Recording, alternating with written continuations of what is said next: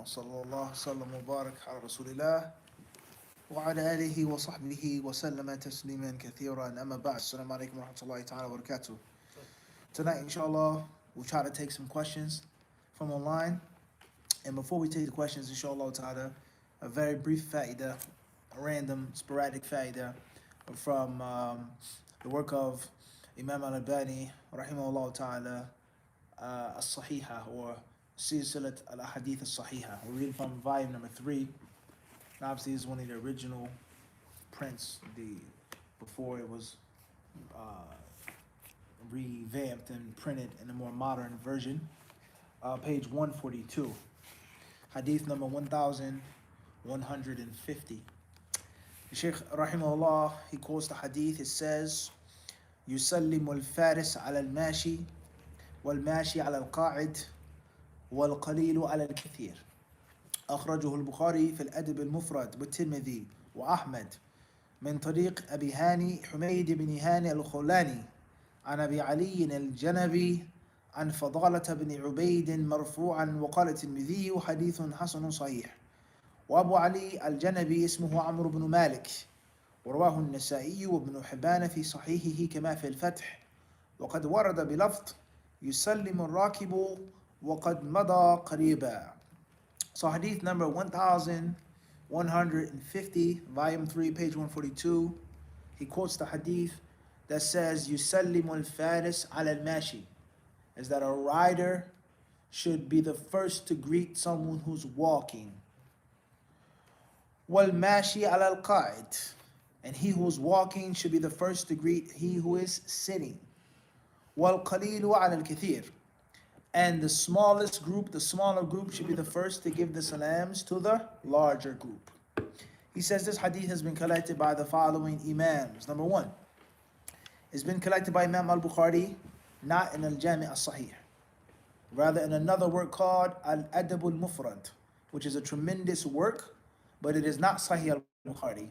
And the conditions and the stipulations of that book are not the same as Jami' al-Sahih, as Sahih al-Bukhari. It's not as authentic and sound according to the author himself, let alone others. Secondly, many people, when they talk about al-Adab al-Mufrad, and they talk about studying hadiths and adab and akhlaq, they go right to Adab al-Mufrad, and they don't realize that in Jami' Sahih is Kitab al-Adab, which is a full and robust chapter. Full and robust. Whole entire chapter about akhlaq and adab. Not taking any appreciation or value from Adab al-Mufrad, but why not start with the actual Sahih al-Bukhari, Kitab al-Adab, alright? He says this hadith is also collected by Imam al-Tirmidhi in his Jami', Imam Ahmad in his Musnad, and it is from the route or the chain of narration of Abu Hani, Humayd ibn Hani al-Khawlani, from Abu Ali al-Janabi, from the companion Fadala ibn Ubayd. Fadala was a male, not a female. In Arabic, obviously, there are many words and names that have a ta on the end. It may sound like a feminine name, but it's actually a masculine name, whether it's Muawiyah, Osama, Ikrima, not from the companions, but good example. Okay, Ikrima being from the students of Ibn Abbas, Fadala, Osama, Muawiyah. What else you got?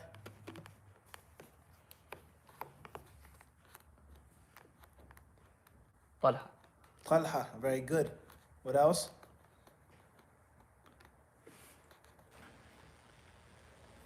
Ubaidah, Abda.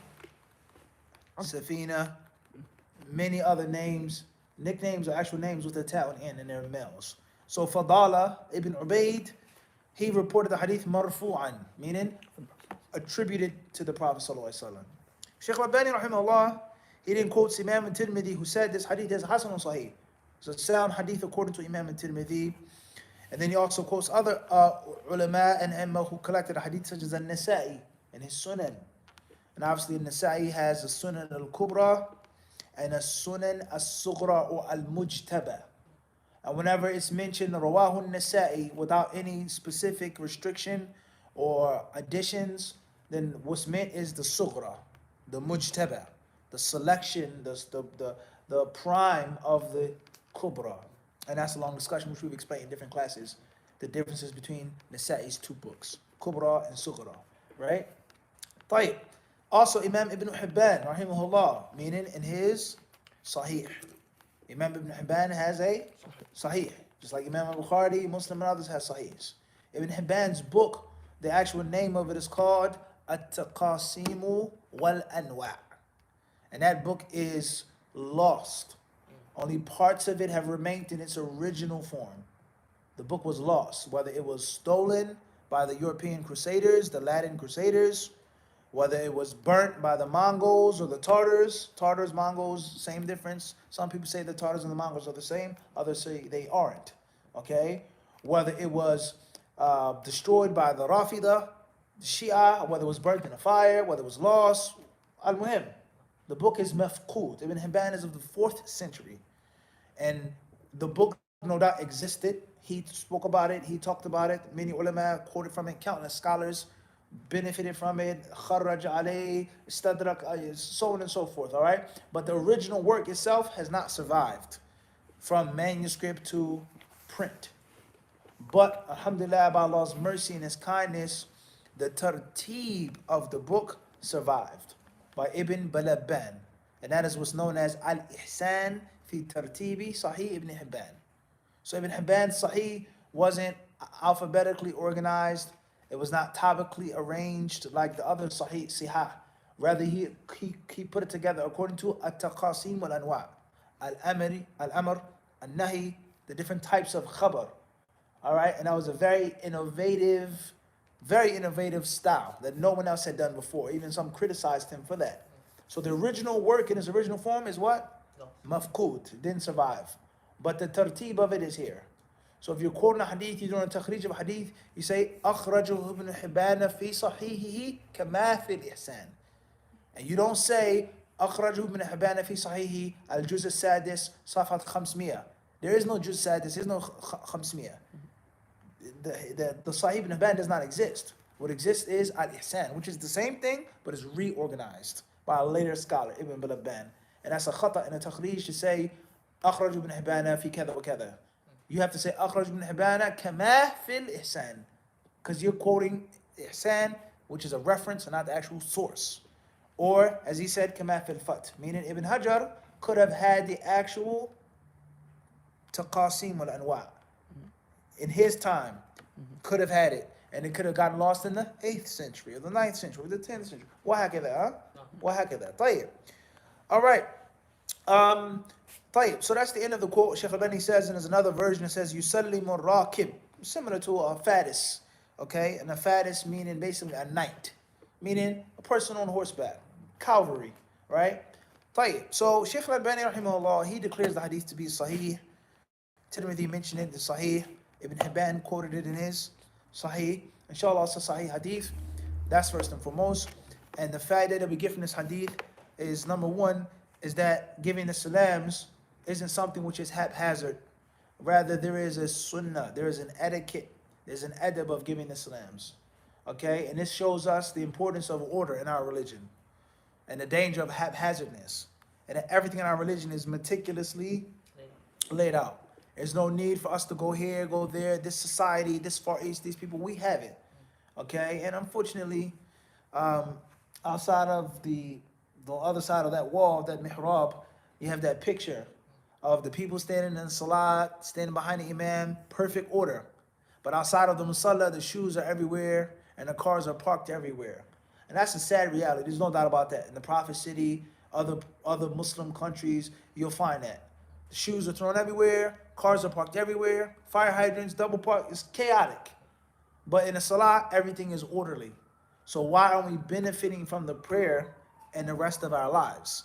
Why do people cut people off, beep their horns, stick up their middle fingers, talk about people's mothers? Why is driving in the Middle East so chaotic, so hectic, and so dangerous? You watch certain documentaries of different countries in which you literally have to play Frogger. You're leaping, waiting for the car, jumping to get from one side of the street to the next. And it's that dangerous. Why don't we have order, nizam, in the rest of our lives? And our religion from A to Z teaches us what? Nizam, order, fashion, right? This one gives salams to that one, that one, that one. It's order. So this is a very sad, phenomenal reality. Paradoxical. the lands of the Muslims, whether it's the Middle East or other parts of the Middle East, except for what Allah has mercy and what Allah has shown His mercy to, you'll find them oftentimes from the most disorderly lands. And business, administration, law, going into a building to get a paper stamped or get something notarized is a nightmare, literally, in the Jamia Islamiyah. Getting a stamp, getting a signature, you have to pray. Is the guy going to be in a room or is he going to be drinking tea? They don't want to smell mint tea and he's going to say, wait a second. Is the guy going to be absent? Is the guy going to look at me like he's doing me a favor to stamp my paper? I'm doing you a favor by cashing your check or allowing you to pay your bill in the bank. Listen carefully. Oh, I see you coming. The guy who comes says, oh, I'll take you, inshallah. Come on, let's go. I was going to go have lunch break or I was going to go do this, you know. The place closes at Dhuhr time, 2 p.m. It's only 1 o'clock. I'm going to go to the masjid 20 minutes early and I'll take you. It's the attitude of many Muslims overseas. I'm doing my professional job and it's a what? A favor. Or when it comes to me being there on time, be patient. Sabr. Be a little patient. But do they say sabr on time for them to get paid? They say for the face of Allah, be patient. For the face of Allah, are you working or are you getting a paycheck? So the concept of disorder in the lands of the Muslims is a mushkila. It's a problem. All right? And we don't necessarily, obviously we're in the West, but in the Far East and the Middle East, many of those colonized countries and lands, they look towards the West for order and for modernization, okay? And the Muslim countries that weren't physically colonized, there lies no doubt they were mentally colonized. They still looked up to the West, idolized the West, took the protection of the West, loved the styles and the kuffar. It's a reality.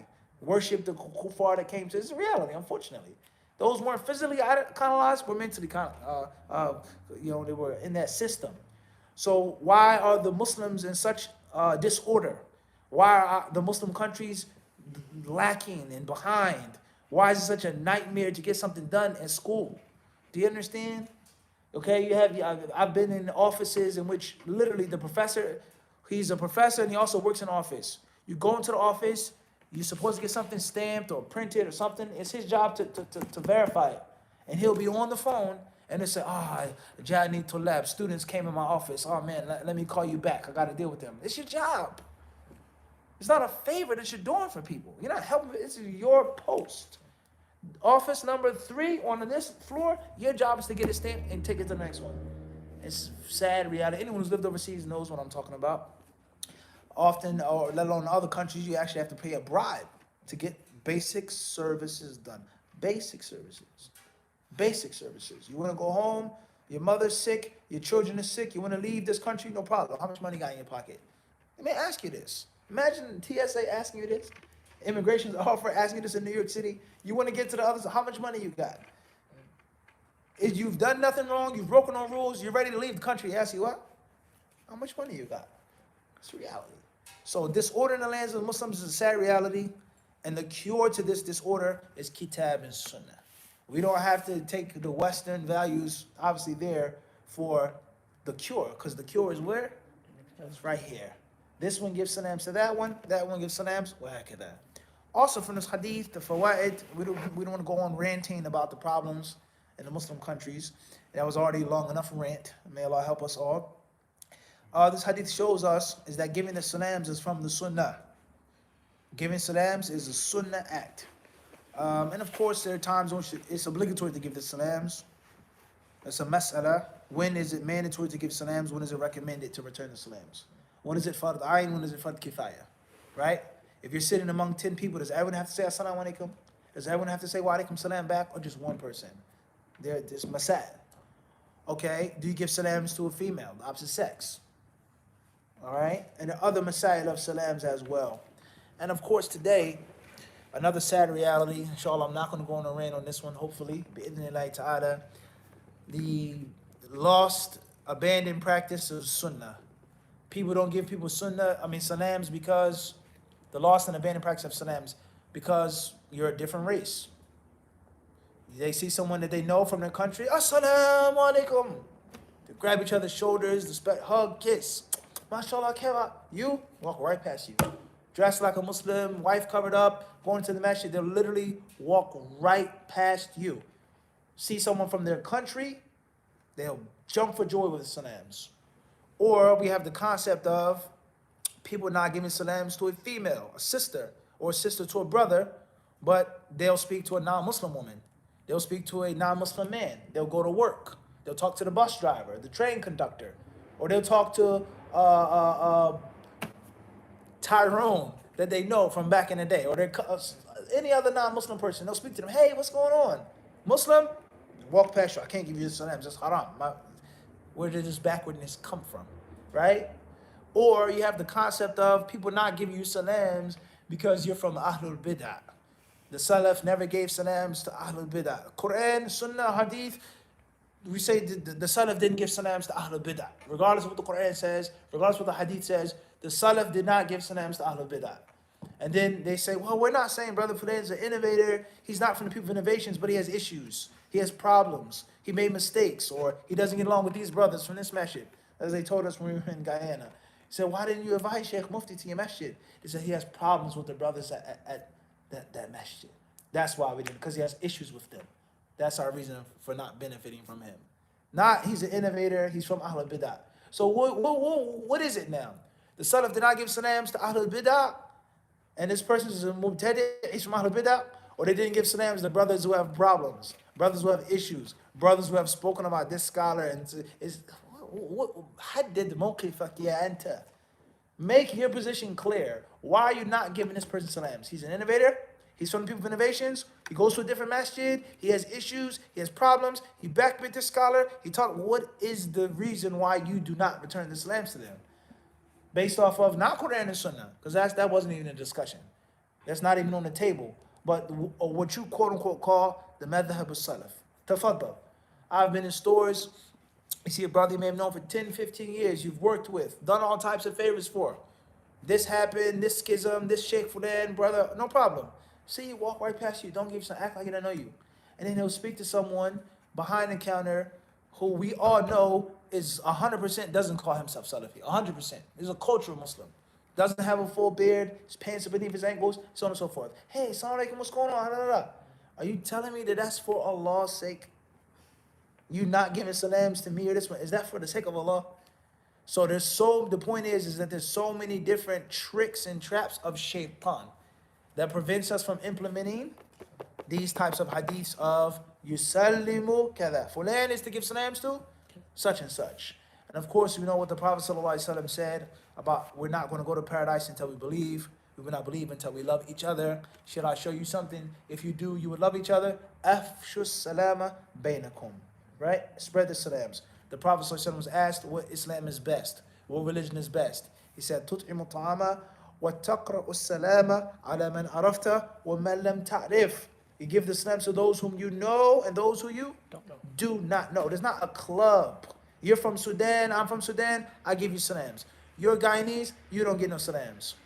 I'm from Guyana, he's from Guyana, I give him salams. Black Muslim comes into the masjid from such and such avenue, don't give him the salams. Literally, he'll say, Assalamu alaikum, and just look at him. Without no shyness. Shaitan, how has he invaded and infiltrated our minds and our hearts like this? And so many Quranic verses and hadiths of the Prophet ﷺ about the most basic practice of giving the salams.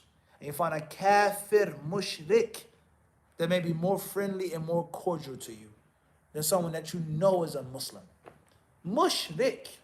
Hello, how you doing? Have a good day. They may compliment you on how you dress, or they may even give you salams. Assalamu alaikum. Muslim in the house of Allah, you say assalamu alaikum, they just look at you like you're funny. Or some people, unfortunately, with regards to indigenous Muslims, black, white, whatever, Muslims from overseas, Middle East, you say assalamu alaikum and say, yes, brother, how are you? They'll smile and you like, what the heck? Did you not just hear me say assalamu alaikum? You say, yes, brother, how are you? So this is very sad reality with regards to how the salams have become abandoned, neglected, disrespected, and people use so many different excuses, right? So many different excuses with regards to not giving, not returning, and not spreading the salams. Allah Azza wa Jalla surely knows best. Walhamdulillahi Rabbil Alameen. I have a question. Faddal. So where do you draw the line between doing something, like for example in the masjid, to do an act that may be like an abandoned sunnah in wherever you are, and doing it for the sake of showing people that's the sunnah, and doing something riyah. Like, where do you draw the line with regards to reviving the sunnah and doing something for riyah? Of course, there's going to be a thin line. There's a line. The Prophet ﷺ in several hadiths, he says, I have only done this, إنما صنعت هذا لتتموا بي ولتعلموا أو تعلموا صلاتي أو كما قال صلى الله عليه وسلم. All right, for you to learn my prayer, for you to follow me, okay, etc. The Sahaba oftentimes they would do things and they would say إنما صنعت هذا ليراني أحمق مثلك. Literally, I've only done this for an idiot and a fool like you to see it, to show you and to teach you, etc. So the point is that spread the sunnah, revive the sunnah with your actions, but that's for Allah's sake. I'm only doing it to spread the deen, not to praise me, not to, for you to praise me. He's so pious, he's so righteous, man. No, no, no, no, no. Only for the sake of the holy, sacred sunnah. The holy and sacred sunnah of the Prophet ﷺ. That's it. As far as, let me straighten my back, let me recite this, let me raise my hands, let me brush my teeth, use the miswak, let me, for the people to, that's a different story. So there's a line. As long as your intention is for Allah, no, do it. As long as, or how often you need to what? To do it. Especially if you're in a place in which ignorance is prevalent. Okay? And you have to put yourself, take yourself outside of the battlefield. It's bigger than you. Even if you feel shaky, I'm not that pious, I don't feel like my intentions, would I do this if I was by myself? Do it to show the people. It's bigger than that. Okay? And beware of shaitan playing tricks on you regarding riyah. Wallahu alam. Initials T.A. Bronx, New York. I have heard statements attributed to Imam al-Barbahari that the Prophet ﷺ will be seated next to the throne or on the throne. Is this a false attribution, and what is the belief of Ahl Sunnah on this matter? With regards to statements of Imam al-Barbahari rahimahullah, that the Prophet ﷺ will sit on the throne or next to the throne, is this true? So on and so on. It's bigger than Imam al-Barbahari rahimahullah. The different athar from the Salaf and those who came after them with regards to al-Maqam al-Mahmud. All right? Whatever is authentic from the Prophet ﷺ, we accept, we submit. That which is not authentic from the Prophet ﷺ, it's a different story. Open for discussion, for interpretation, for acceptance or rejection, if it's not directly from the Prophet ﷺ. As far as that which the companions said, and there's no way that they could have thought about it. They had to have a prophetic source. It's a different story. Al-Marfu' taqdiran. All right? So it's not from Imam al-Barbahari. It's people who came before al-Barbahari who quoted those things. And whatever Allah wants to do is going to be done. But that has to be proven authentically. Wallahu alam. Initials M.D. Atib, Telangana, India. Assalamu alaikum mufti. Some Islamophobes claim that Islam is racist because in the hadith Jesus is called brown and Muhammad is called white. Can you explain this hadith? And can you tell us the fruits of this hadith?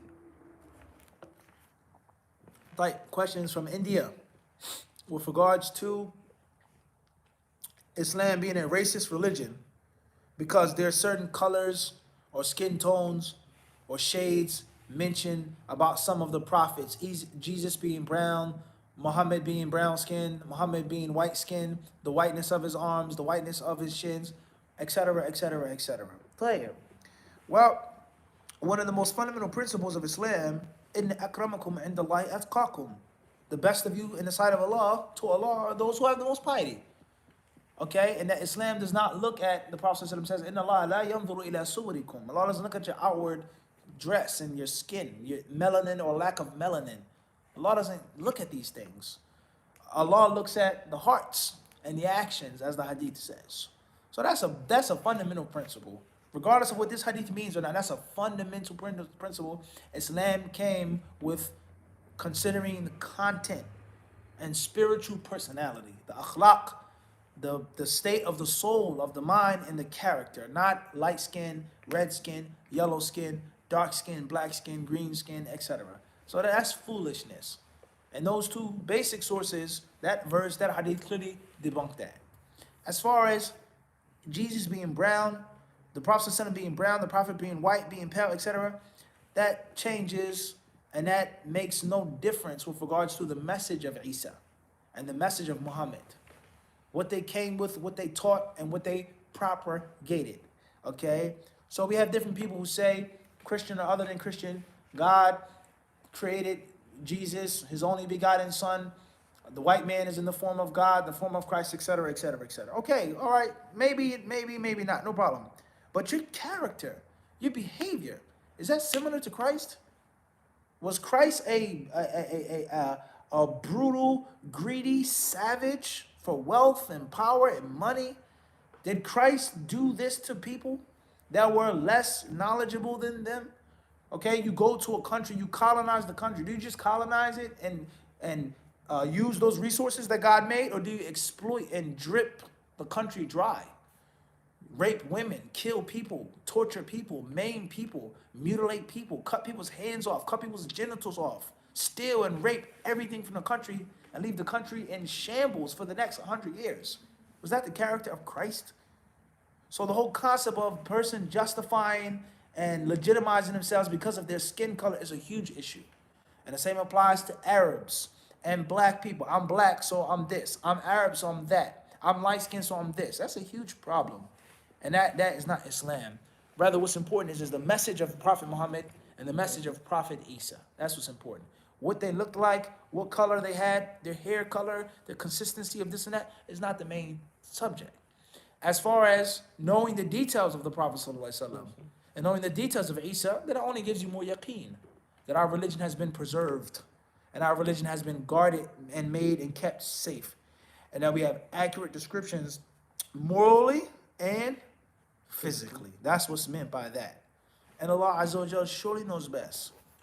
Ismail A. from Boston, Massachusetts. Advice for defeating laziness and being productive. Advice for defeating laziness and being productive. Go back to the playlist, Pitfalls of the Student of Knowledge, in which we made a full explanation of Sheikh Abdul Salam Barjis's book, Awaiq al-Talab, in which we talked about procrastination and laziness and things like this. Wallahu alam. Initials F.A., Michigan, USA. Do I have to wash my eyebrows during wudu? I get waswas because I don't know exactly where to wash my face. And do I have to wash under my eye and eyelids? Question coming from Michigan. Washing the eyelids, eyebrows, under the eyes when you make wudu, a person has waswas. No, you just wash your face. If you close your eyes, if you have your eyes open, you wash your face.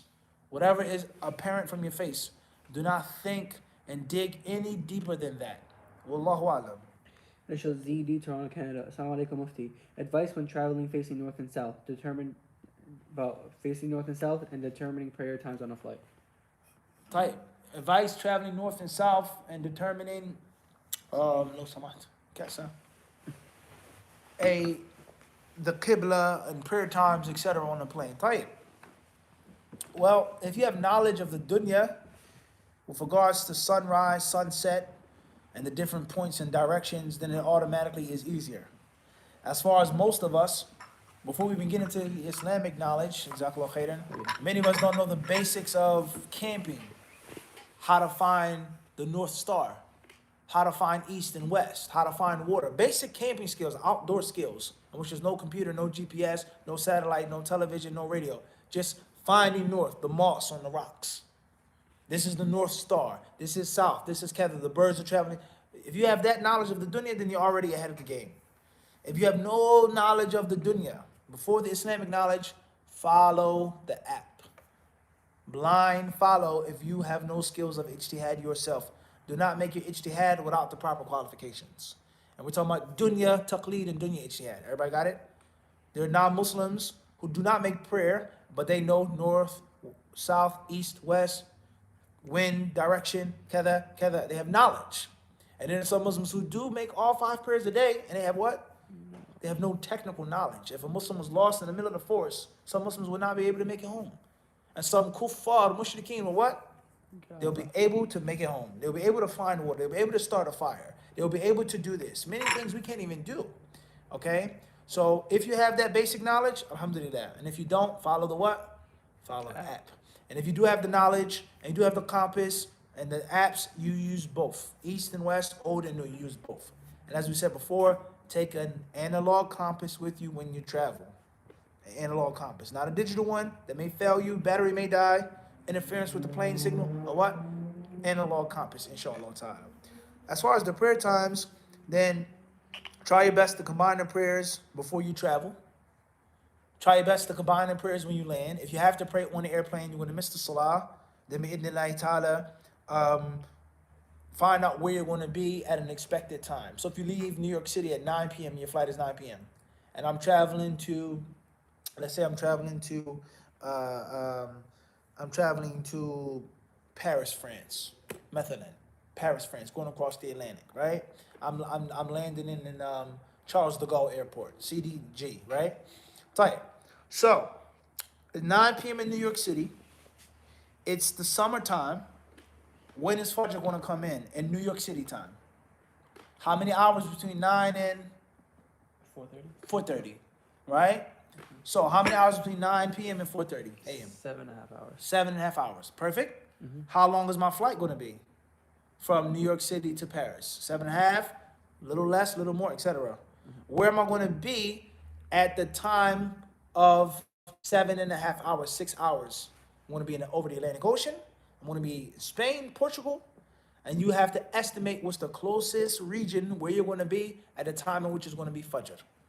Okay, and of course you ask the people on the plane, you do your research, the time zones, you do your research when Fajr comes in Spain, very important, because that's the closest country, or even Iceland, Greenland, for example. So you have to do research, what country you're going to be close to, at what time, and determine Fajr from there, and Isha or Asr, etc. Clear?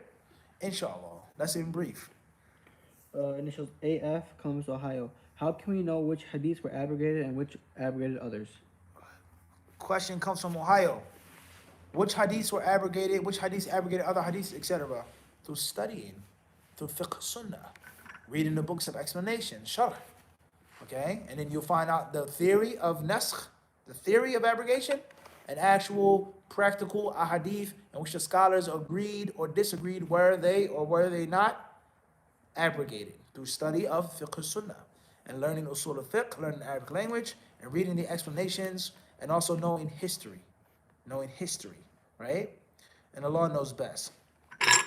Initials ZD, Toronto, Canada. Assalamu alaikum, Mufti. What is the ruling on investing some of your yearly wealth on gold or silver coins/bars? There's nothing wrong with investing as long as the investment doesn't involve haram. As long as it doesn't involve something which is clearly and directly haram. If you invest in lawful trade, gold, silver, or other than that, no problem. Rather, that's a good thing, inshallah ta'ala. Initials ZH, Chicago, Illinois. Is the method of washing body parts for wudu left open to interpretation, like washing the ears? Can we do it any way that is easy? Tayyib. Yes and no. The way or the method of washing body parts when you perform wudu, is it open for your own practice? Interpretation is a tricky word. It's left open for your own discretion. I want to wash it like this. I want to put it under. I want to wash with, okay, I don't want to use my phone. Labas. What's important is that there's a sunnah wudu, in which, no, it's not open for your discretion. The Prophet ﷺ washed his arm like this. He washed his fingers like that. He washed his nose like kada, specifically. As far as if you're making the basic wudu, different story. You can make wudu with a wash rag. Put it in the water, drip it over your body parts, as long as everything is what? Wet. Unless you follow the opinion of the scholars of Islam who say that the bone must be massaged. So if the body part has to be wiped, then obviously you have to. So if you're not going to use your hands, you could use your arms. But why? If you're making wudu, why would you do this if you can just simple and easy? Wallahu alam. Initials NB, Dadyal Azad, Kashmir. Assalamu alaikum. Is it permissible to hold hadith books, seerah books without wudu and on the menses? Can we do Quran lessons in this state, i.e., writing in English of seerah, etc.? Question comes from Kashmir. May Allah help the Muslims there and support Islam there and rectify the affairs there. Ameen. Holding hadith books without wudu, tafsir books without wudu. Holding a Quran class, writing down the English translation, the English tafsir without wudu. There's nothing wrong with that. But it isn't the best thing to do. The best thing to do is to have wudu when you're studying, when you're holding these sacred holy books. That's the best thing to do. Wallahu alam. Initials AB, no, city. Initials MA, Toronto, Canada. My brother joined a gang, and he comes home thinking he can fight anyone he wants. Any advice? Advice on your brother joining a gang. And he comes home thinking and feeling he can fight or beat up anyone that he wants to. Any advice? For sure. For sure. First piece of advice is to make dua for your little brother. Pray to Allah for his guidance. Before you say anything to him, discipline him, fight him, beat him, pray to Allah for his guidance. Number two is you have to take a couple of steps backwards. You have to take a couple of steps backwards. Where did I go wrong as a big brother for my little brother to join a gang? I used to be in a gang and he followed my footsteps. I'm not in a gang no more, but he followed my footsteps. Maybe I wasn't giving my little brother enough attention. Maybe I was mean to him. Maybe I beat him up. Maybe I took his lunch money too many times. Maybe I fought with him. I said I hated him too many times. And he's dumb and stupid and ugly and fat and short and this and that too many times. Maybe my parents didn't give him enough attention. Maybe an uncle, Allah Alam, what happened that made him and forced him to feel that he needs to find love and protection and friendship and fraternity in a gang. You have to take some steps back. And don't blame your little brother first. And you have to understand the psychology of a gang. Okay, many people, it's easy to say, oh, you're in a gang, he's a gangster, he's in a gang, gangs are evil, such and such. That's easy to say. But oftentimes, gangs provide things that families don't. And things that families were supposed to provide, such as protection. Somebody's getting beat up every day, picked on every day. He joins the gang, he's not picked on and beat up anymore. Do you know how many children are bullied? You know how cruel children are? They'll beat him up, punch him, kick him, throw him down the steps, take his money every day. And he may not have no protector. The gang will protect him. Or his father is always busy. I'm busy, son. I have a business meeting. I have a flight here. I have a flight there. I'm meeting a CEO there. Or I'm a sheikh. I'm an imam. I have a class to do. I can't take you out to Chuck E. Cheese. I can't take you out to the I won't go on the roller coaster. It's makruh. It's haram to go on a roller coaster. I can't buy you a slice of pizza. It's la. Whatever neglect and lack of attention that you show your son or your daughter, okay, or unfortunately abuse in the household. And there are other reasons why people join gangs. So oftentimes people, they join the gangs because they haven't got what they needed from home. And it's easy for us to find a scapegoat, blame it on the gang, my son's evil, such and such. And I'm not denying the fact that there may be some children who may join a gang without a valid reason. They just think it's cool. Or they want respect. It's a fast way of getting respect, or I'm tough, or I can make money, or I get girls. I'm popular. So you have to take a couple of steps back and look at what you did wrong as an older brother. If you did wrong, try to fix it. If you didn't do anything wrong, it's not your fault, then you move on to the next step. And that is to look at the level of gang involvement. If your brother is in the beginning of the gang and he's heavily involved, but only in the beginning, it's very difficult to get him out of. Anyone who joins something and only in the beginning is extremely difficult because they're intoxicated with the thrill and the rush of the thing in the beginning, the early stages. As far as if he's been in the gang for some time and he's seen the ugliness and the bad things involved, you have a better chance of talking to him. And as far as in the middle, then obviously that's give or take. It can go either way, right? Last but not least is to find someone, if you yourself haven't been in a gang, who's experienced it and tell them the reality of gang life. It's fun, it's cool, no doubt. You're tough. Everybody got your back until you get stabbed, until you get shot, until you get killed, until you're in jail for the rest of your life, until you're in jail for 20 years, 30 years, until you come home from prison, you can't get a job, you can't get hired, until the horrors that must come with gang life. And oftentimes, if you haven't lived that life, you can't express it. So you might have to find someone who's actually a real, true gangster. Not a movie star, not a rapper, not a trapper or whatever. This person, that person, a real life tough guy that was in and out of the system. Look, you don't want to do this, trust me. So on and so forth. And obviously you have to be patient. Maybe your little brother's going through growing pains. Inshallah, he'll grow out of it. You have to have sabr. Wallahu alam. Assalamu alaikum wa barakatuh. Initials UA from Tempe, Arizona. Tempe, Arizona. Sheikh, you instilled in me to grow my beard. I came across a video for the use of Boar bristle brush. I am still divided on its usage.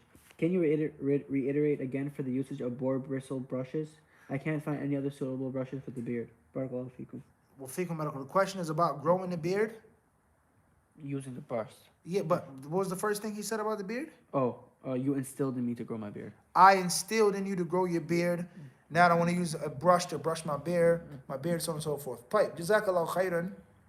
Alhamdulillah, it's good to hear that Allah used me to be of some good influence to you all the way out in Arizona. May Allah bless the Muslims out there in the American Southwest. I mean, hopefully I'll visit that place one day, maybe after Corona, if there's an after. I would love to see the Grand Canyon, and I would love to see some of those historic battlefields and lands,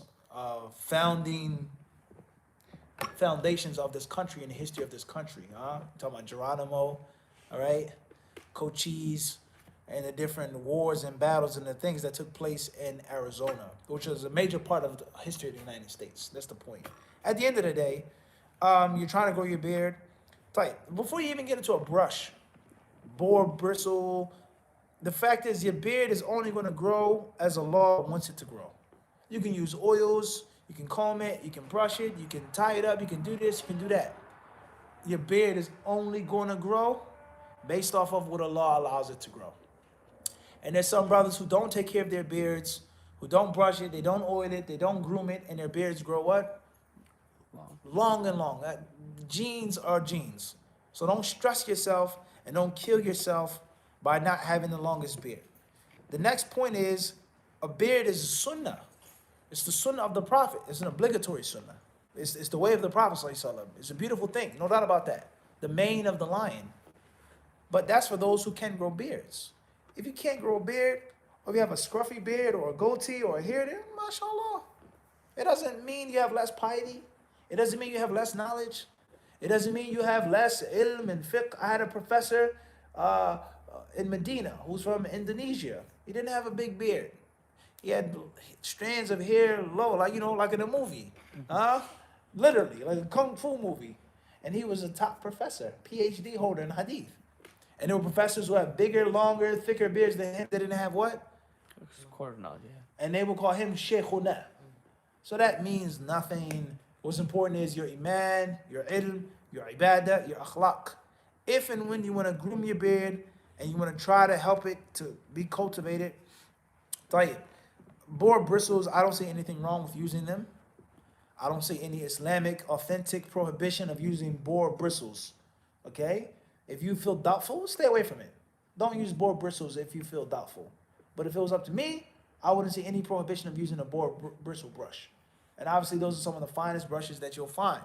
I don't know why you're finding the difficulty finding brushes which aren't made from boar bristle. There are plenty of brushes out there, but most of them are synthetic. Okay? And if you can't brush it, use a comb. Inshallah ta'ala. What's important is don't kill yourself over your beard being short or small. Wallahu alam. And it shows, and Panama City, Florida. If I catch the imam or the court, do I have to repeat the rak'ah?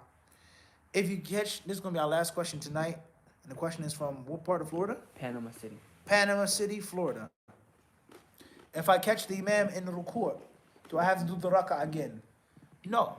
As long as you catch the imam and he's still in the ruku' before he comes up, the rak'ah is sound. Even if you didn't recite the Fatiha, even if you only made one takbir. Because you're initially supposed to have what? 2. Takbiratul ihram and then takbir of ruku'. You may only catch وهكذا لا بأس. Your rak'ah is sound, inshallah ta'ala. We'll stop here tonight. جزاكم الله خيرا. صلى الله وسلم وبارك على عبده ورسوله نبينا